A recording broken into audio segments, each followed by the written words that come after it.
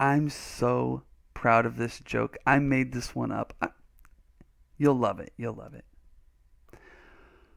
Why was Harry Potter so good at English in school? Because he spent all his extra time spelling. Boom.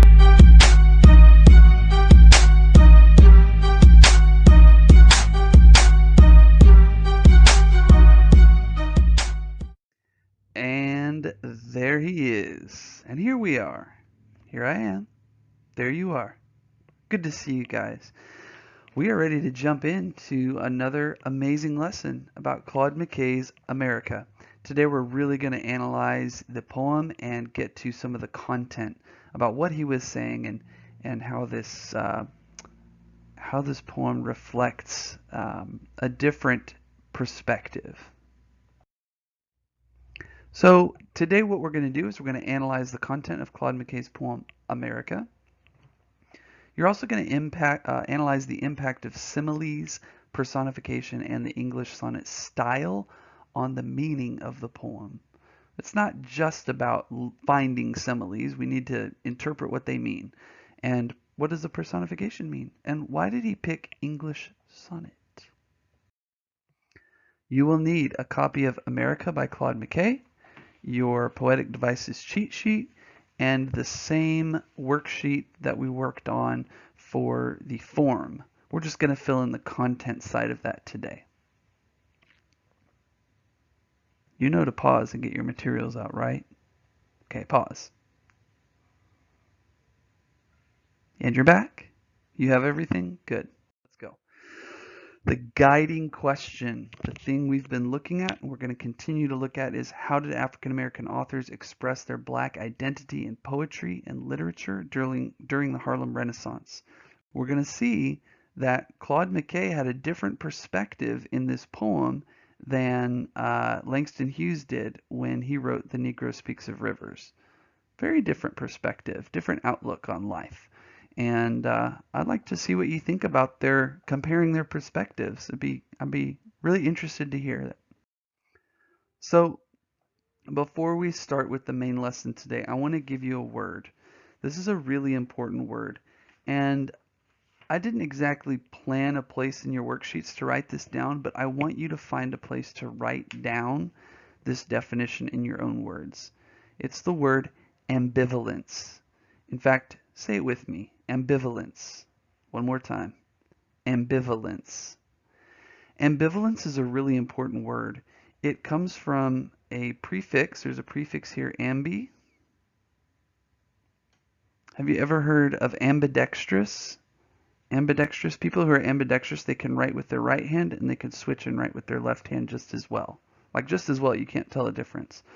Ambi means two, and veil? Honestly, I don't know. But basically what this word means is you feel two ways very strongly at the same time. In fact, two opposite ways at the same time. So it's the state of having intense opposite feelings about something at the same time, such as love and hate or sorrow and joy. You say, that doesn't make any sense, Mr. Faber. It does. It does. I know a lot of you have a little brother. And if you have a little brother, I know you feel some ambivalence toward that little brother.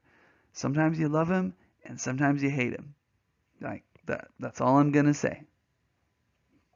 We'll leave it at that. But yeah, ambivalence. It's a really interesting concept, and we're going to see a lot of ambivalence in Claude McKay's poem today. Before we jump into interpreting the poem, I want us to go ahead and give it one more read through. So make sure you have this poem sitting in front of you. Pause the video if you need time to do that. Okay. So read along with me.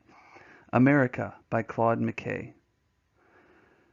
Although she feeds me bread of bitterness and sinks into my throat her tiger's tooth, stealing my breath of life, I will confess, I love this cultured hell that tests my youth. Her vigor flows like tides into my blood, giving me strength erect against her hate. Her bigness sweeps my being like a flood, Yet as a rebel fronts a king in state, I stand within her walls with not a shred of terror, malice, nor a word of jeer.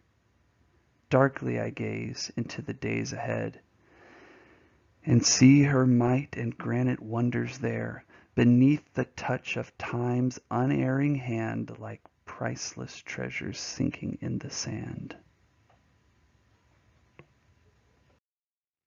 Okay, now looking at your America worksheet, we filled in all of the form areas, and we're looking at content today. You should have that worksheet in front of you. Pause if you do not. Okay, have your worksheet in front of you, and we're going to go down the list here. We're going to look at the first simile. The first simile we have is right here. Her vigor flows like tides into my blood. What makes this a simile again? Yeah, this word, like.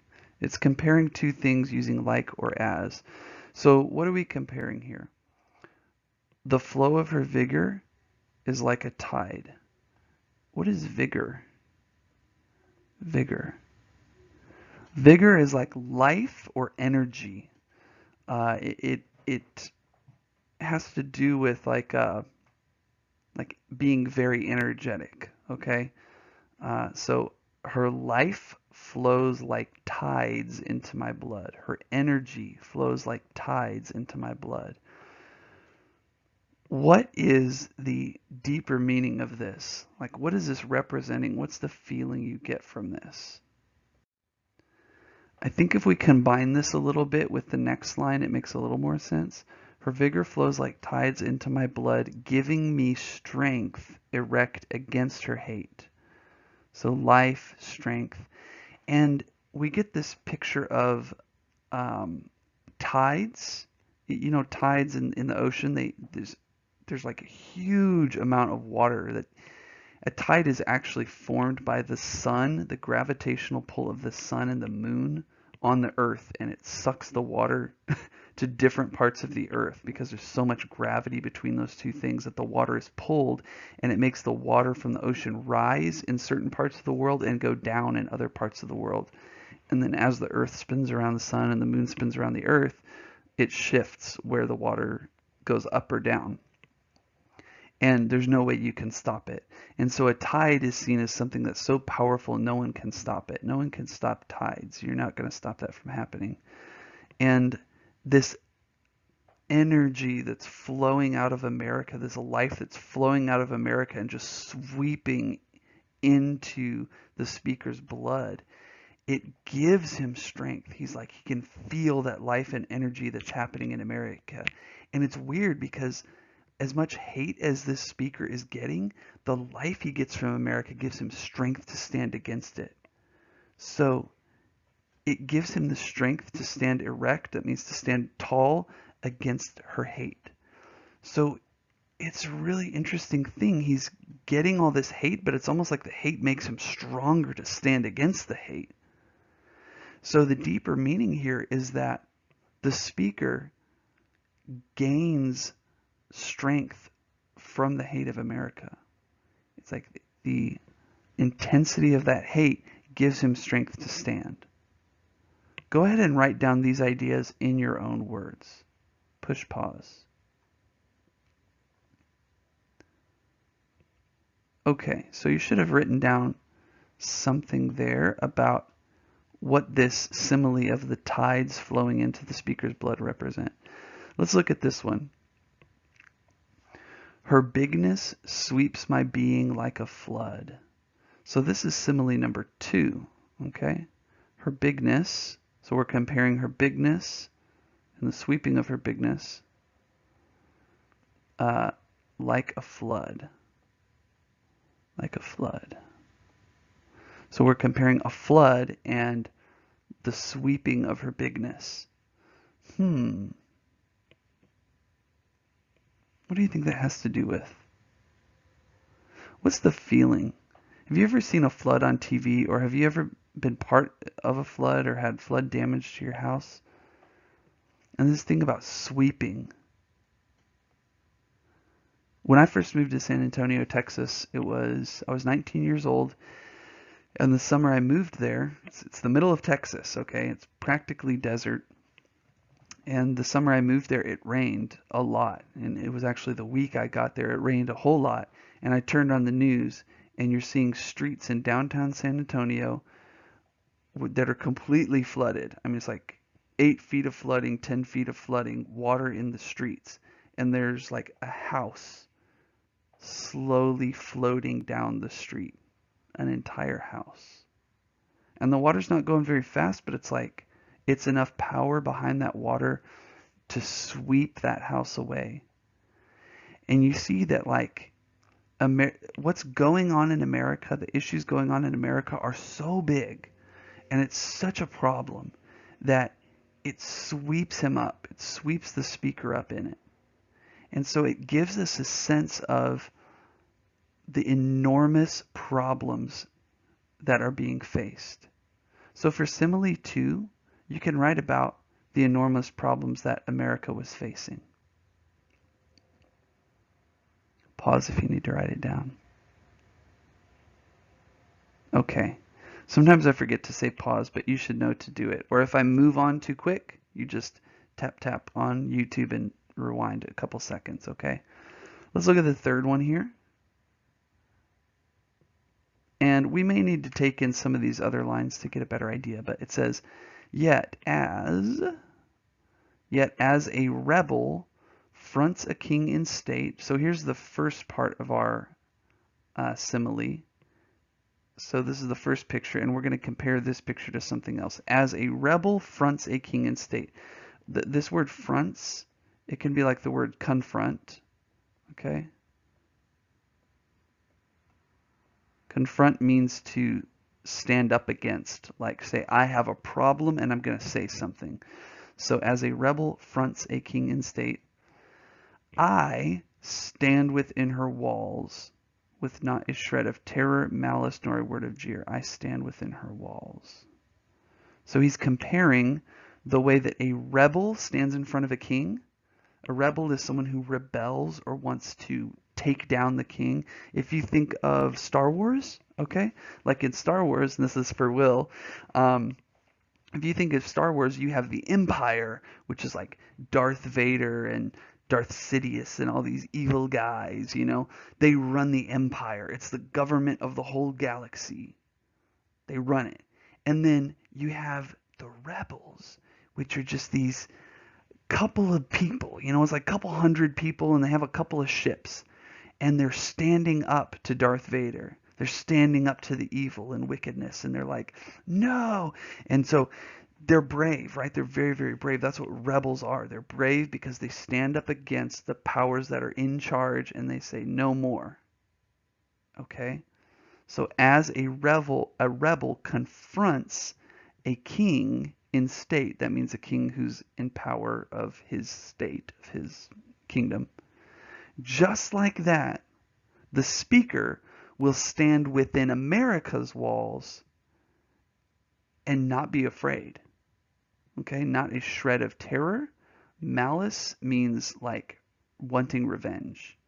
So no terror, no desire for revenge, and not a word of jeer. Jeering is like making fun of. So he's not mocking, he's not asking for revenge, he's not full of terror, he's just standing there like, we're not going to take this anymore.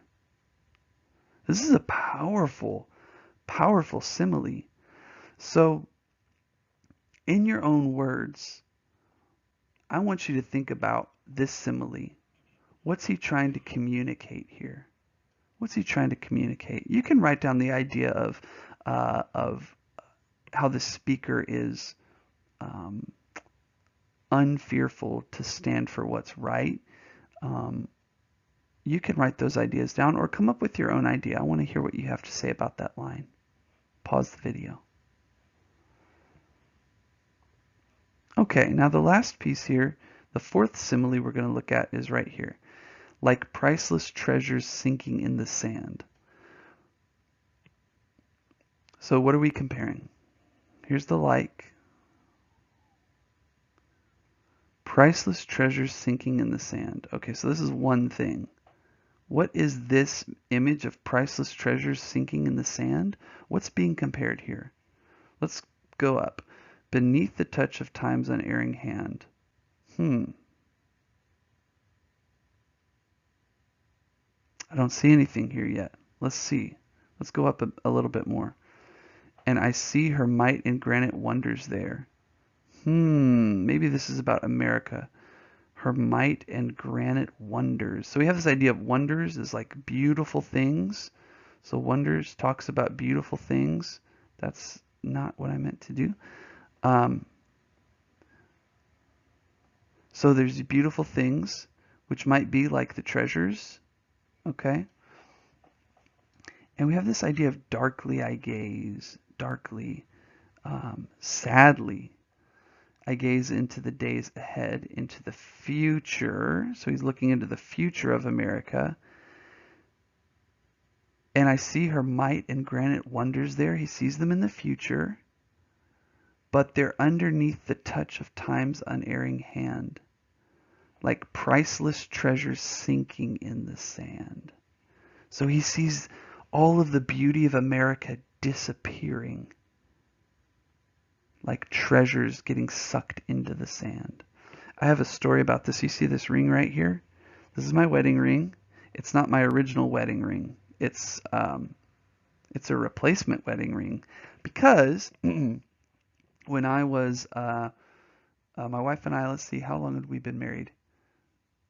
Maybe a year. We've been married for about a year, and we went on a little vacation to the beach, and I took this ring into the water with me. I know what you're thinking. You're thinking, oh, you lost your original ring. No, I didn't. Listen, it's an interesting story. So I was swimming, swim, and I was swimming, and a wave hit me, and my ring went like this. I can't even get it off. It went like this. It went shoof, right here like this, underwater. And I went, ah, and I grabbed it up real quick so it wouldn't escape from me.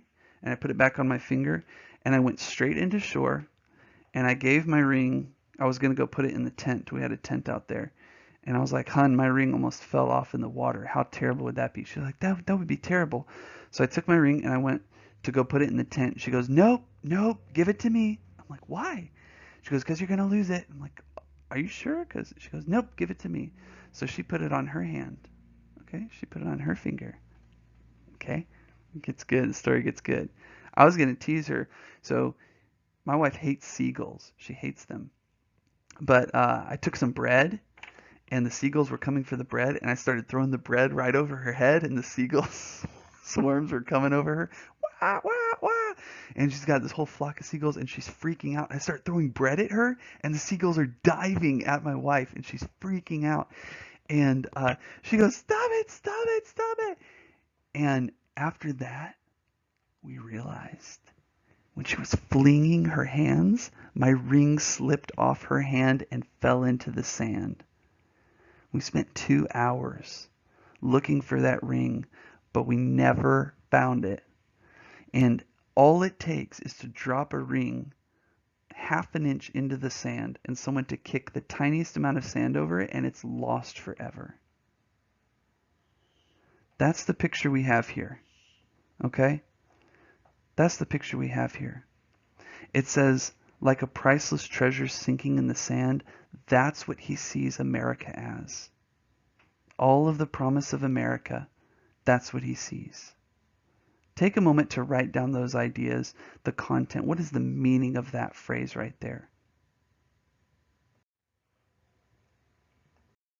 Okay, let's look at the personification of this poem.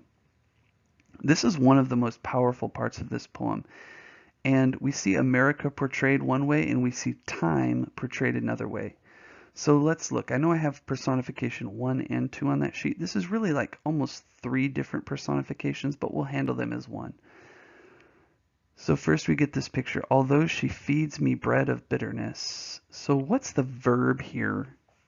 What's the verb here that indicates this is personification? A verb is what? The action word, okay? She feeds. She's feeding, okay?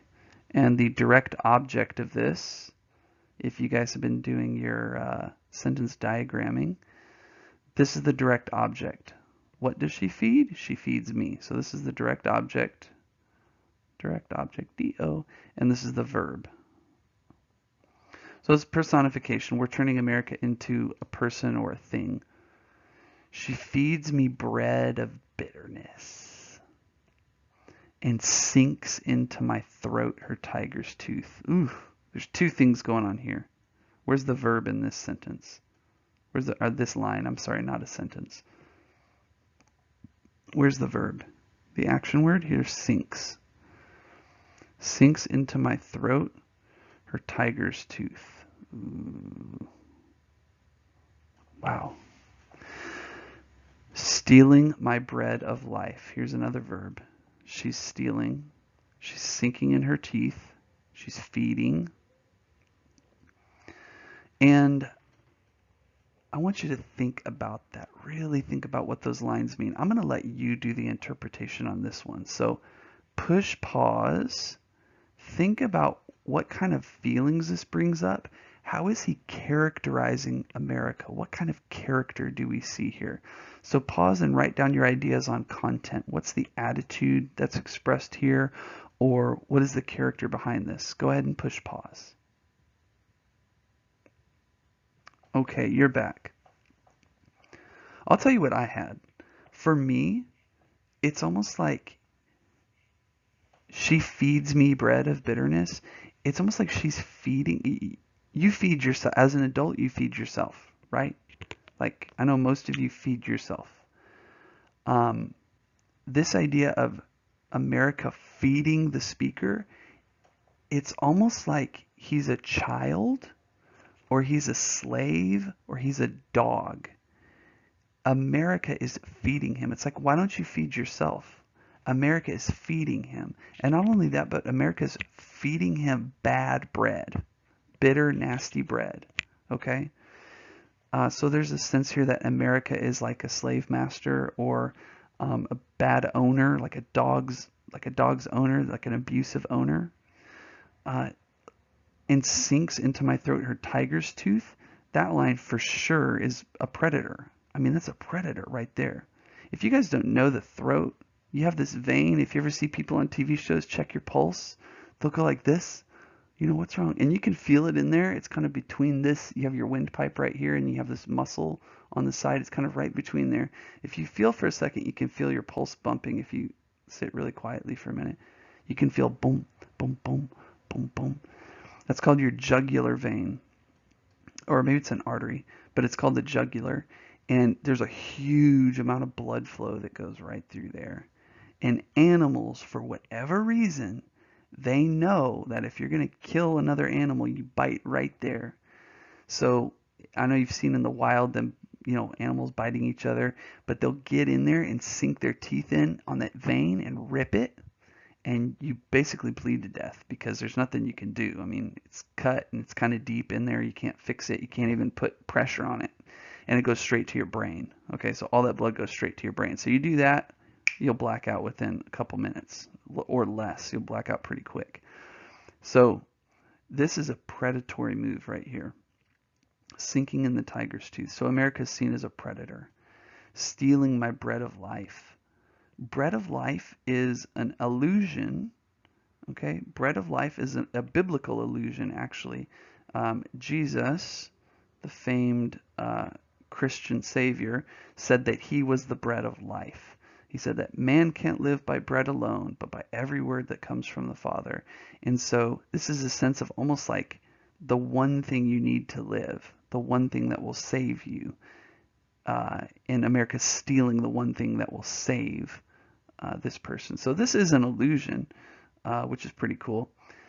But overall, looking at this characterization of America, we see America, in my opinion, as a predatory creature, abusive master that wants to destroy a dog or wants to destroy a slave. That's a powerfully negative, very painful view, but the speaker here is convinced that it's that bad. Now, I'll leave that up to you whether you agree with that or not, but I mean, the speaker here feels something very real and is expressing something very real to him. Let's look at this last one. Beneath the touch of time's unerring hand. What's the sense you get from this? Time's unerring hand. Priceless treasures sink in the sand. Unerring means not messing up. To err means error, like unerrored. So no mistake. Under time's hand, the treasure is going to sink away. What's the idea behind this? I want you to think about it and write it down when you pause the video. Go ahead and pause. Okay, you're back. So I don't know what your idea was here, but my idea was this personification. It shows something about almost like time is even greater than America. Like there's the speaker who's being abused by America, but then time is up here. And time is like, you're not going to escape America. You're going to sink in the sand. Everything you have to offer, all the beauty, all the riches, all the freedom will eventually sink away and disappear. And there's a sense of almost like hopelessness, right? But also a sense of revenge or something, like destiny, like because America has abused the African Americans, there's a sense of like it'll come back around. Like you get what you deserve. America will decay in the soil because of its sins or something. Powerful. Powerful. Again, I don't know if you agree with that or not. It's a pretty intense view of things and feels very hopeless. But at the same time, it's very powerful. It's very intense. Finally, let's look at English sonnet. So really with this, there's not a whole lot to it except for the fact that we have all these pieces. It's typically love poetry. And why did he pick the English sonnet to express this poem in?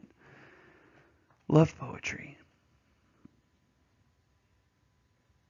I will confess, I love this cultured hell that tests my youth. And here we have the idea of ambivalence. If you remember, we talked about it at the beginning of this lesson. Ambivalence is the idea of loving and hating something at the same time. And we see that even though, it starts with although she gives me all this bread of bitterness and she cuts my jugular vein and she steals my eternal life, I still love her. Wow. Ambivalence, intensity of feeling in two opposite directions. We see it here too, where the vigor flows like tides, giving me strength. It's like the very thing that's supposed to suck life away from you, like it's actually giving you life to stand up against it. It's really interesting. So that's one, is that this is a love poem. And you may not think it because it ends very negatively, but it is a love poem of the sort. Okay? Next, 14 lines, we don't have to worry about that, but it's 10 syllables per line, 3 quatrains, it's squished, A, B, C, D. He follows all these rules. Did he break any one of these rules in writing the English sonnet? No. I mean, you might say jeer and there don't really rhyme, but man, there's 10 syllables in every single one of these lines. He followed the 3 quatrains and 1 couplet at the end. It's squished. It has the same rhyme scheme. This is a perfect English sonnet. And what does that mean? Well, let's look here. Let's look back at this line, this personification, or the simile here. Yet as a rebel fronts a king in state, I stand within her walls with not a shred of terror, malice, nor a word of jeer. What does that mean? Let's connect this idea of I stand within her walls with not a shred of terror, malice, or a word of jeer. Let's connect that with following all the rules of the English sonnet. What is he saying here? want you to think about it for a minute. Pause the video, think about it, and write down some ideas. How does this idea of following all these tiny little rules of the English sonnet connect to this idea of standing within her walls with not a shred of terror, malice, nor a word of jeer, which means making fun of? Pause the video. Okay, here's what I have.